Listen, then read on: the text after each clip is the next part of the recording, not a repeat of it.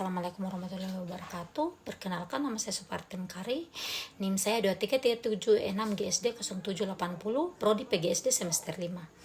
Jadi, saya akan meresum jurnal yang saya temukan.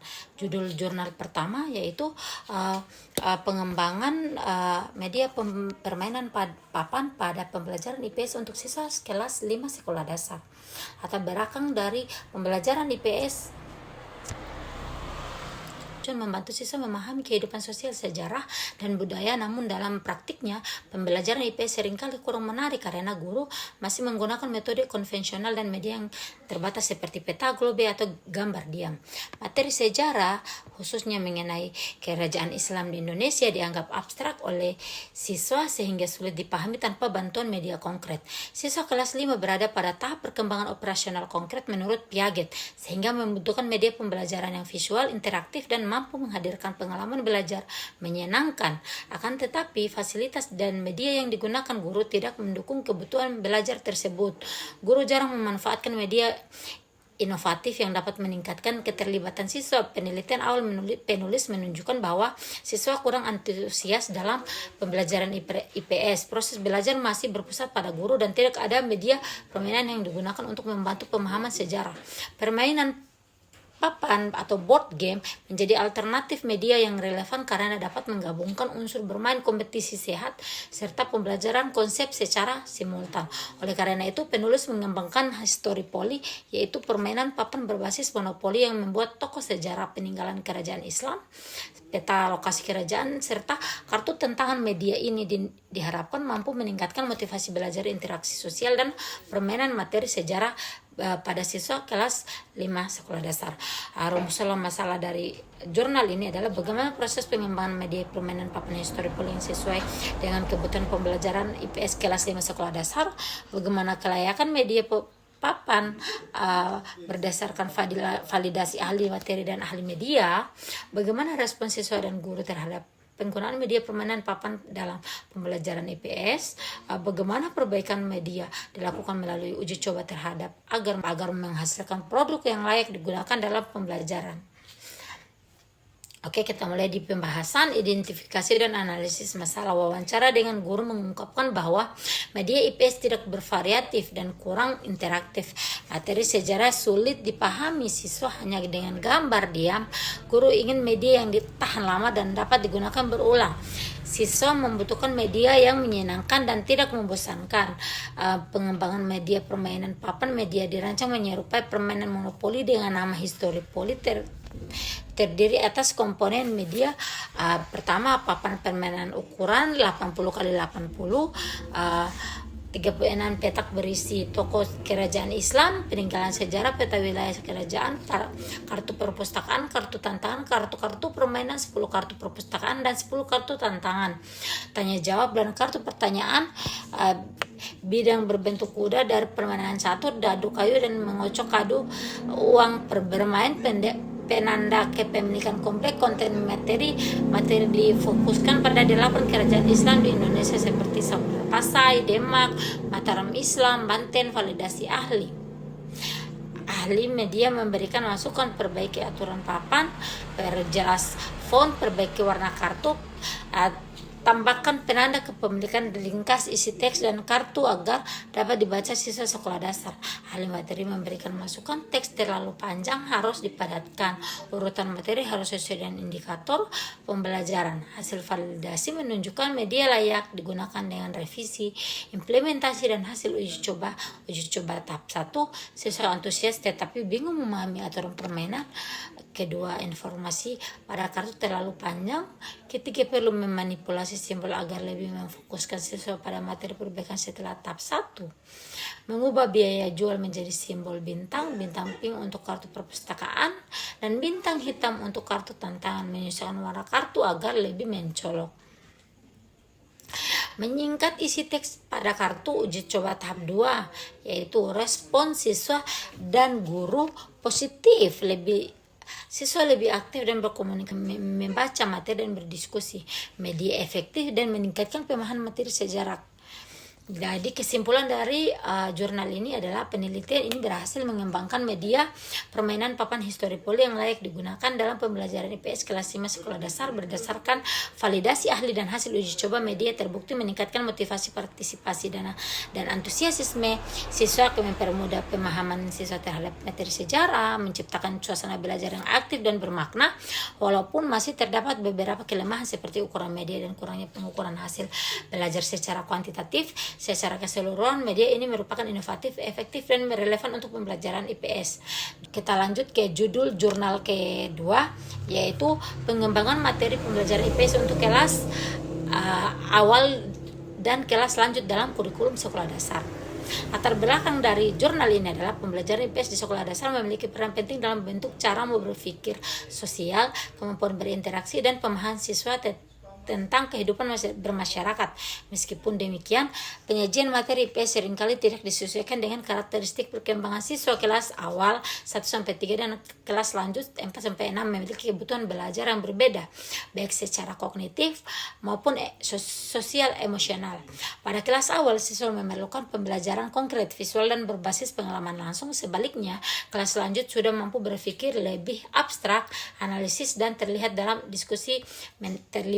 diskusi mendalam. Namun kenyataan di lapangan menunjukkan bahwa guru sering menggunakan pendekatan seragam untuk semua tingkat kelas tanpa mempertimbangkan perbedaan karakteristik tersebut. Hal ini menyebabkan materi IPS tampak sulit, tidak menarik, dan kurang memberikan pengalaman belajar bermakna. Selain itu, kurikulum menuntut siswa untuk mengembangkan kompetensi sosial, kemampuan berpikir kritis, serta keterampilan memahami fenomena sosial. Oleh karena itu, diperlukan pengembangan materi IPS yang tepat sasaran sesuai perkembangan anak, terstruktur, dan berorientasi pada kebutuhan belajar. Penulis kemudian mengembangkan materi pembelajaran IPS yang berbeda untuk kelas awal dan lanjut melalui analisis kebutuhan studi literatur serta validasi ahli agar materi yang dihasilkan efektif, kontekstual, dan menyenangkan. Rumusan masalah dari jurnal ini adalah bagaimana cara mengembangkan materi pembelajaran IPS yang sesuai dengan karakteristik siswa kelas awal sekolah dasar, bagaimana cara mengembangkan materi pembelajaran IPS yang relevan dan memenuhi kebutuhan analitis siswa kelas lanjut sekolah dasar, bagaimana bentuk penyusunan materi IPS yang dapat mendukung pembelajaran menyenangkan serta berpusat pada siswa, bagaimana validasi ahli dapat digunakan untuk menilai kelayakan materi pembelajaran yang dikembangkan. Pembahasannya yaitu pengembangan materi IPS untuk kelas awal 1-3, Pertama, analisis kebutuhan siswa membutuhkan media visual, gambar, ilustrasi lebih responsif terhadap cerita dan permainan peran, membutuhkan aktivitas konkret untuk memahami dunia sosialnya. 2. Desain materi dirancang dengan pendekatan bermain sambil belajar melalui gambar menarik, keluarga, lingkungan pekerjaan. Cerita pendek terkait dengan kehidupan sehari-hari, permainan peran seperti menjadi anggota keluarga atau warga masyarakat, proyek sederhana seperti membuat peta lingkungan. Ketiga, validasi ahli pendidikan menyatakan desain materi sudah sesuai karakteristik siswa kelas awal, namun perlu menyederhanakan cerita, menambahkan aktivitas interaktif, misalnya mengembangkan materi IPS untuk kelas lanjut 4-6. Analisis kebutuhan siswa membutuhkan pembelajaran analitis dan kontekstual, tantangan berpikir kritis, diskusi, dan kegiatan investigatif, dan desain materi-materi kelas lanjut disusun melalui studi kasus, peristiwa sosial atau sejarah, diskusi kelompok mengenai permasalahan sosial, proyek penelitian sederhana seperti observasi lingkungan, wawancara warga, dan yaitu selanjutnya pengembangan keterampilan analisis dan sintesis. Pertama, validasi ahli memberikan apresiasi karena materi relevan dengan perkembangan kognitif siswa, mendorong pemikiran kritis, dan melatih kerjasama sosial. Namun beberapa studi kasus perlu disederhanakan sesuai kemampuan siswa sekolah dasar. Kesimpulan dari jurnal ini adalah menyimpulkan bahwa pengembangan materi IPS harus disesuaikan dengan karakteristik perkembangan siswa pada setiap jenjang. Untuk kelas awal, materi harus bersifat visual, sederhana, dan berbasis bermain. Sedangkan untuk kelas lanjut, materi harus analitis dan kontekstual dan mendorong keterampilan berpikir tinggi. Penelitian ini memberikan sumbangan penting bagi pengembangan kurikulum dan praktik pembelajaran IPS di sekolah dasar, meskipun masih perlu penelitian lanjutan untuk menguji efektivitasnya dalam pembelajaran nyata. Kita lanjut ke jurnal ketiga. dengan judul Penerapan Pendekatan Problem Solving untuk Meningkatkan Hasil Belajar pada Mata Pelajaran IPS. Latar belakangnya yaitu pembelajaran ilmu pengetahuan sosial merupakan mata pelajaran yang memiliki peran penting dalam membentuk kemampuan peserta didik memahami lingkungan sosial, berpikir kritis, dan serta mengembangkan kecakapan hidup. IPS menuntut siswa untuk mampu menganalisis hubungan antar manusia dan fenomena sosial yang terjadi di sekitarnya. Namun, di beberapa sekolah dasar, pembelajaran IPS masih berlangsung secara konvensional. Guru cenderung menggunakan metode ceramah sehingga siswa menjadi pasif dan kurang terlibat dalam proses pembelajaran. Kondisi tersebut juga ditemukan di sekolah dasar Negeri 006 Bangkinang Kota, di mana pembelajaran IPS belum memanfaatkan pendekatan dapat merangsang aktivitas dan kemampuan berpikir siswa. Observasi awal menunjukkan bahwa siswa kurang aktif berdiskusi, kurang mampu mengidentifikasi masalah sosial, serta terbiasa mengaitkan materi dengan kehidupan nyata. Akibatnya hasil belajar siswa rendah, ditunjukkan dengan nilai rata-rata tes awal hanya 5,5. Rendahnya pemahaman guru tentang penerapan pendekatan yang inovatif menjadi salah satu faktor yang menyebabkan pembelajaran belum berjalan optimal. Untuk mengatasi permasalahan tersebut, pendekatan problem solving dipandang sebagai alternatif yang tepat karena memberikan kesempatan kepada siswa untuk menganalisis masalah, menyusun hipotesis, mencari dan menguji informasi hingga menarik kesimpulan. Pendekatan ini tidak hanya meningkatkan keaktifan belajar, tetapi juga mengembangkan keterampilan berpikir kritis dan kemampuan memecahkan masalah yang sangat relevan dalam pembelajaran IPS. Kita masuk ke poin rumusan masalah. Bagaimana perencanaan pembelajaran IPS dengan menggunakan pendekatan problem solving kepada siswa kelas 4 Sekolah Dasar 006 Bangkinang Kota. Bagaimana pelaksanaan pembelajaran IPS dengan penerapan pendekatan problem solving pada siswa kelas 4 SDN 006 Bangkinang Kota. Bagaimana peningkatan hasil belajar IPS siswa kelas 4 SDN 006 Bangkinang Kota setelah diterapkannya pendekatan problem solving. Pemahaman guru tentang penerapan pendekatan yang inovatif menjadi salah satu faktor yang menyebabkan pembelajaran belum berjalan optimal. Untuk mengatasi permasalahan tersebut, pendekatan problem solving dipandang sebagai alternatif yang tepat karena memberikan kesempatan kepada siswa untuk menganalisis masalah, menyusun hipotesis, mencari dan menguji informasi hingga menarik kesimpulan. Pendekatan ini tidak hanya meningkatkan keaktifan belajar, tetapi juga mengembangkan keterampilan berpikir kritis dan kemampuan memecahkan masalah yang sangat relevan dalam pembelajaran IPS. Kita lanjut ke poin pembahasan. Pembahasan artikel ini menggunakan proses dan hasil belajar siswa dari siklus 1 ke siklus 2 melalui penerapan pendekatan problem solving. Pertama, persiapan pembelajaran. Guru merancang RPP berdasarkan standar kompetensi, mengenal sumber daya alam, kegiatan ekonomi, dan kemajuan teknologi. Materi yang dipilih adalah dampak negatif perkembangan teknologi karena sangat relevan dengan konteks kehidupan siswa. Pelaksanaan siklus 1. Pada siklus 1, guru memperkenalkan proses problem solving dengan 6 langkah. Pertama, menyadari adanya masalah. 2, merumuskan masalah. 3, membuat hipotesis. 4, mencari data.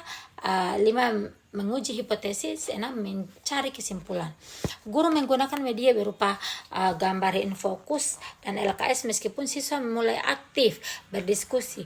Beberapa kendala muncul, siswa belum terbiasa menyusun hipotesis, diskusi masih didominasi siswa tertentu. Siswa cenderung menunggu arahan guru. Sebagian siswa belum mampu menghubungkan masalah dengan penyebab dan akibat. Hasil tes siklus 1 rata-rata 6,4 belum tuntas. Banyak siswa masih kesulitan mengemukakan pendapat.